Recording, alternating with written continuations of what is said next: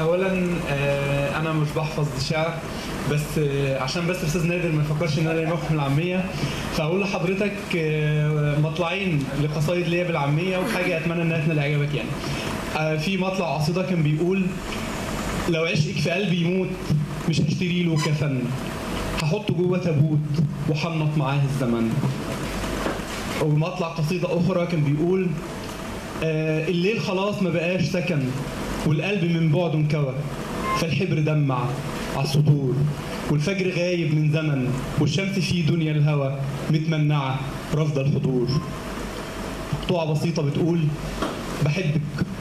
بحبك وحبك ذكر من الأذكار، بسبح بعد رب الخلق بآياتك، وصلي وادعي يوماتي لحياتك، وريش الطير في ملكوتك جابت لي الهمس في سكوتك، قالت لي عشقك ليها مش ممنوع، وزي الوتر في السنة يكون آخر ومش متبوع، وفرضك لو في يوم ينقص هاتله من عشقها استغفار.